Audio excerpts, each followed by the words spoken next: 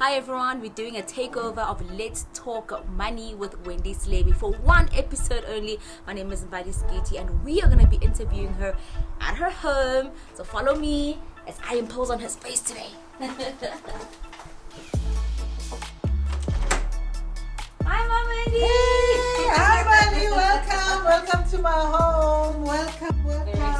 So as mentioned outside, we are doing a takeover of Let's Talk Money with Wendy Selebi, the host of this podcast, of course. And today I am imposing in her space and putting her on the hot seat. Well, it's not really hot.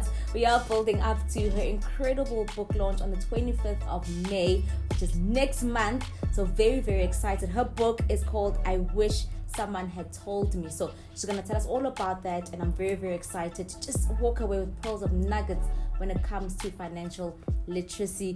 Mama Wendy, welcome to your own channel. Hey, thank you, Mbali. Wow, it's actually so weird to be on the other side of things. I'm so used to having conversations, driving, asking questions. So yeah, I'm a bit nervous.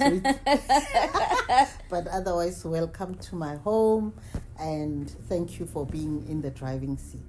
And thank you so much for welcoming us indeed. Let's just now unpack, because you've got such an illustrious career. 37 years, almost 4 decades. That is unheard of a lot of the time nowadays.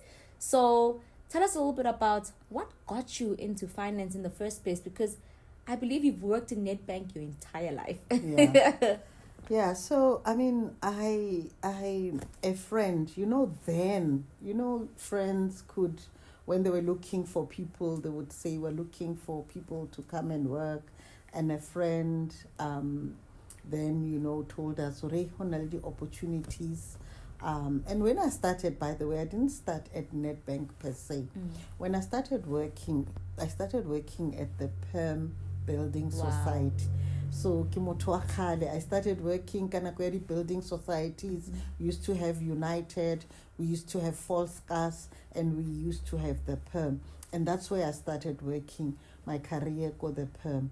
And then when they did away with the building societies, then I guess the Perm and then Beria Nedbank. And that's how I then started my career. So I was actually fresh from school. And I mean, there's so many other options, but why finance in particular? Why not nursing or doctor?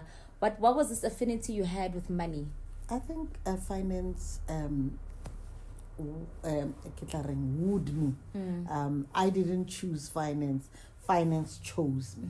Yeah, so I think it was just an opportunity that happened, and then I found myself in the finance space and I loved it. And I was like, I'm staying here. So I never thought of anything then outside of finance, and everything that I started doing was within the finance space.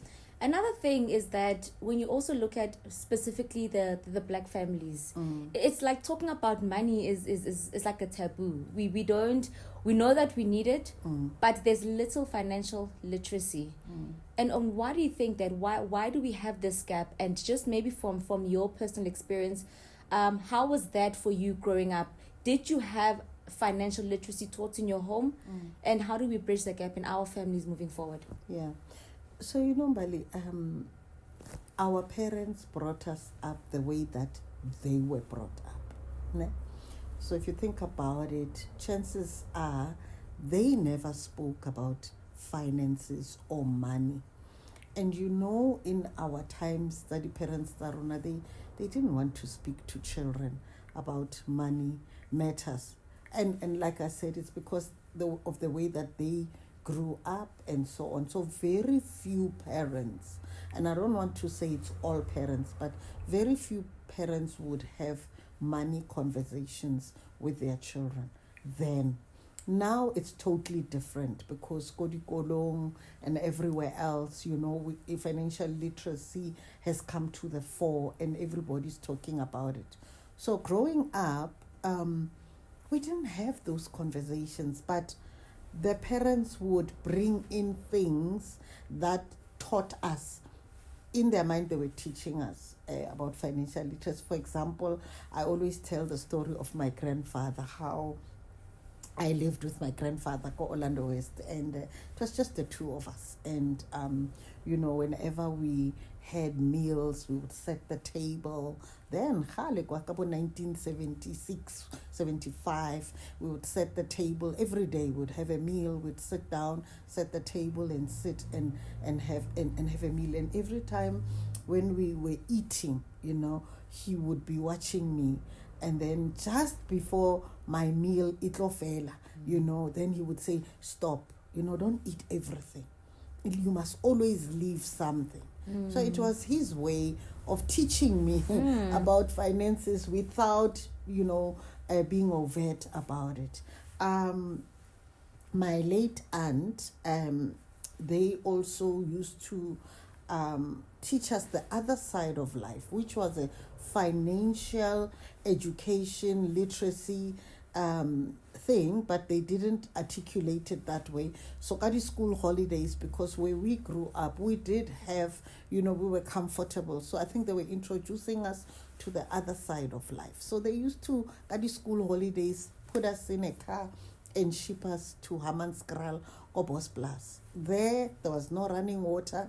There was no electricity, and we used to read and so they were just introducing us to another facet of life, to say not everything remains cozy all the time, and so those are the lessons that I was taught, probably not too overt, but my grandmother, my late grandmother, my mom's dad, when I started working, the first thing that she said to me was that, Manaka, you must open a savings account.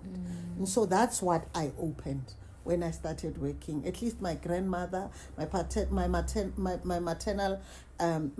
grandmother had told me to open a savings account.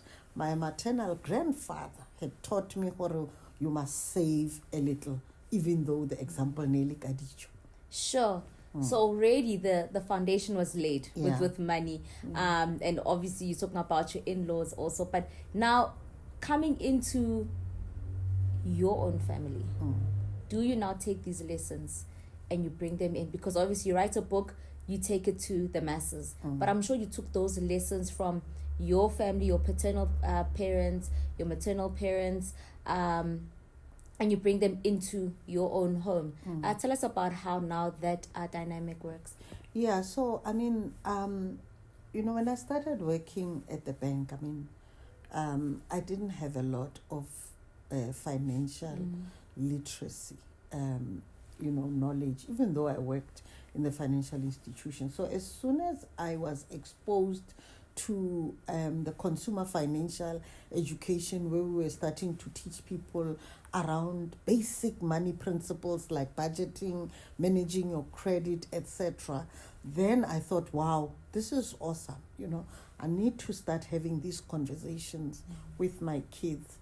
And, as a parent, sometimes it's not easy to also talk about money because of where we come from. Ne? So what I did a workshop for young girls around when my daughter was about 14, 15. She invited all her friends, and I was sponsored by one of the companies that I won't mention here. And I did a whole workshop for young girls, and I had a psychologist come talk about money and emotions with them at that age, and then they were able to open investment accounts, share trading accounts, and I had people come teach them about shares. So that was my way of introducing financial literacy. And to this day, I think the friends and my daughter still have their share trading accounts. They're still contributing there. So that was my way of introducing it. But here at home, we have conversations. I asked, are you still budgeting? Are you still investing? How are your investment going? Without prying too much into Kakibone balance, but at least we have those conversations, from time to time. So I think that for me has just been my way of talking finances. Which now brings us to, why then did you feel this is the right time for me to write a book? Yeah. So I've always wanted to write the book. I guess later on in life, and I mean I'm ever indebted to my company, that I worked for, Nedbank, for allowing me the space to explore and do the things that I really loved to do. They were not restrictive in terms of, I think Lina Velenjek, I used to add things into my performance contract, things that make sense to me. So once I had come to the realization that, as people who work in the financial institution, it does not necessarily mean we are financially literate. And I saw the money mistakes that I had made. And I also, that's why it's the name of my book. And I also saw other people making financial mistakes. And the work that I used to do included helping staff members who are in financial difficulty. And I was like, wow, the assumption is that when you work for a financial institution, you've got it together. But it's not like that. Remember, Mbali, I mean, even when we are born, God already has, in our DNA, kind of, we when you are born, the ability to sit as a child, the ability to crawl, the ability to run, to walk, to do all those things is already given. It's a God-given. But with money, you go to school, you complete your education, and then before you know it, you start working. But you have not learned financial principles.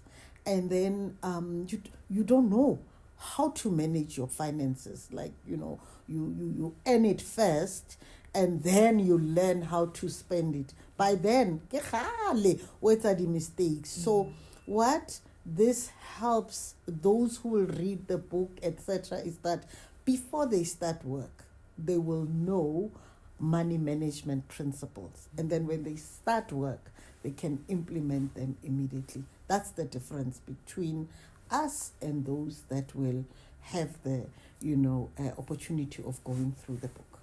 I love that you mentioned mistakes, because I think everybody has to crawl before they run. And that's exactly what financial literacy is. We're always going to make those blunders first, especially when you start working, right? You earn your first paycheck, whether it's an internship, you just want to blow the money. Yeah.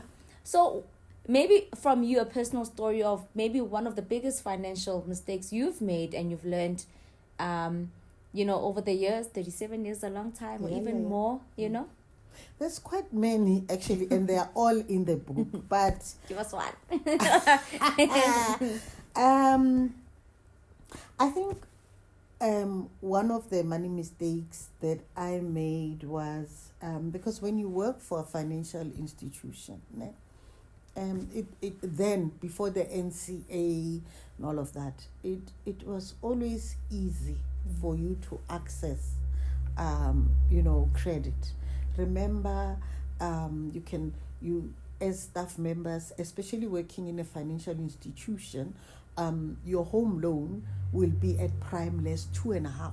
Your car, your credit card, your overdraft is at prime. So everything, Jay, there are those are some of the benefits. And if you have a good credit record, I mean, then you can access anything. So I also then was able to access, before you know it, you have a credit card, you have an overdraft, you have a car, you have a bond that you are paying, and then, papa, you are overwhelmed because you also think that a calculator in my head, if my salary is this month, is this much, and the car is this much, and the house, kitlo pay. But then there are other hidden costs that you don't take into account, and before you know it, then you've overextended yourself and you find it difficult, and that's a bitter lesson that I learned, where I had to now pause and say, wow, let me acknowledge. And that's the first step, by the way.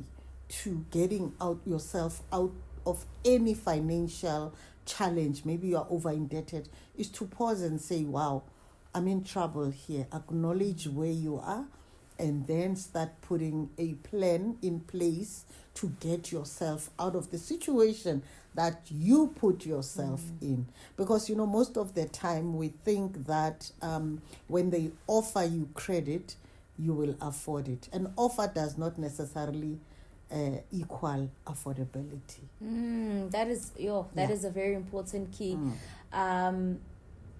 I love what you're talking about when you're talking about the mistakes, the hidden costs. I think that's the one thing that nobody considers, right?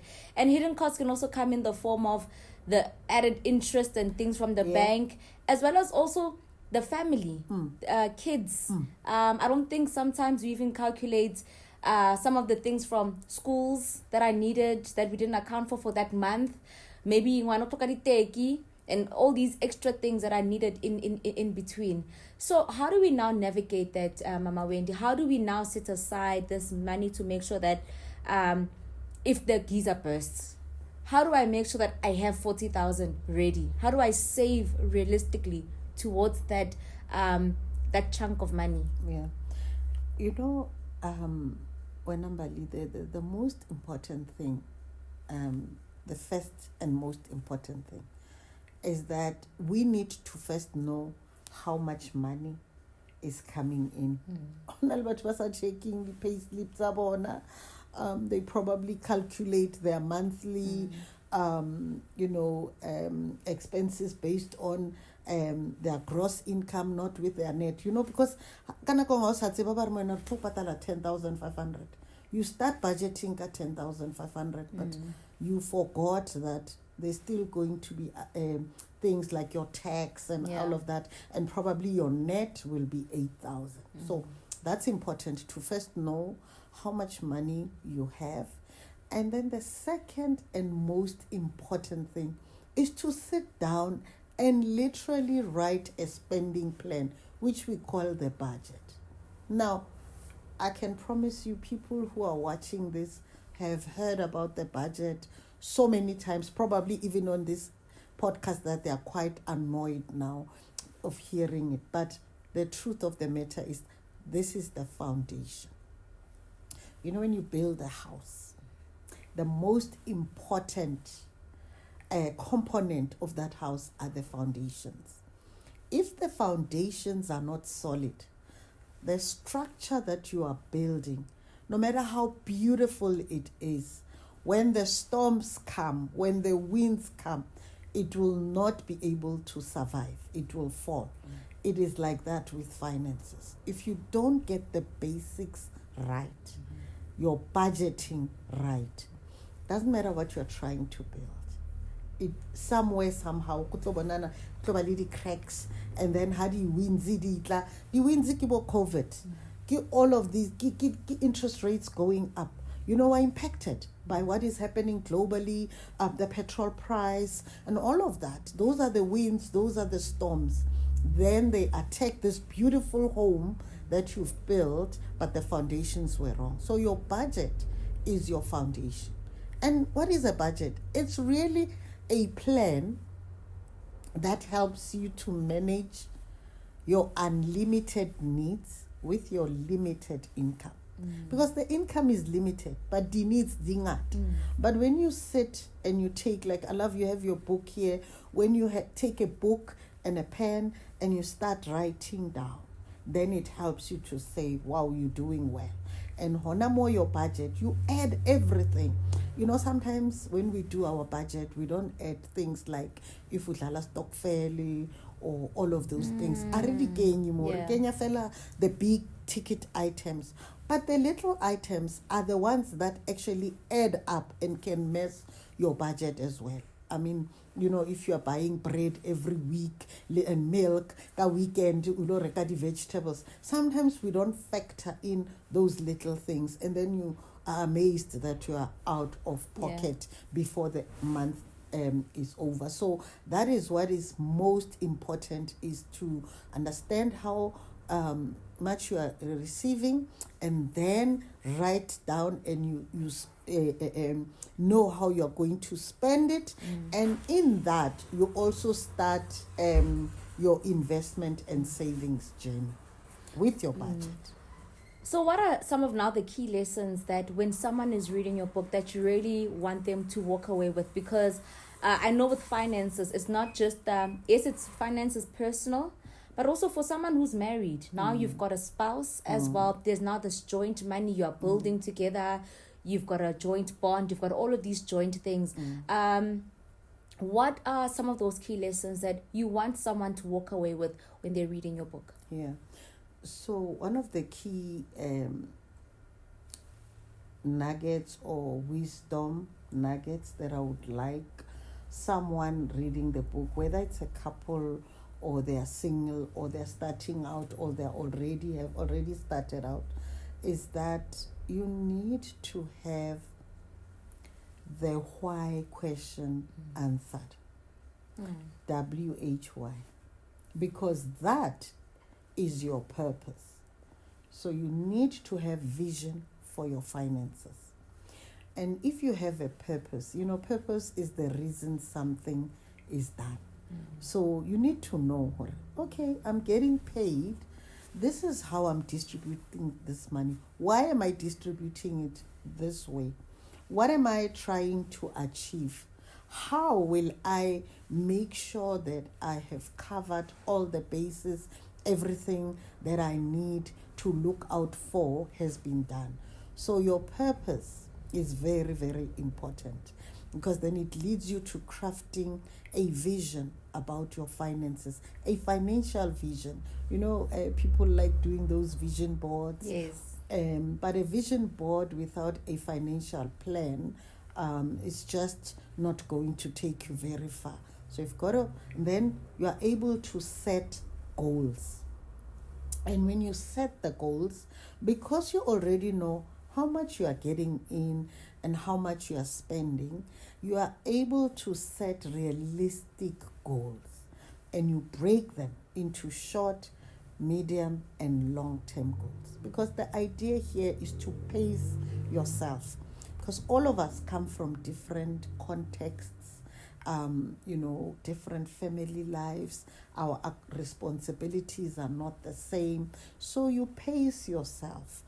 And then, if a good example is if I want to buy a fridge in the next 12 months and I want to save towards it. So you go out, you look for the price of a fridge. If the fridge is 2,000 rand, then you divide that by 12. You save that little amount for 12 months. And on the 12th month, you are able to go and buy the fridge cash. That's a short-term goal.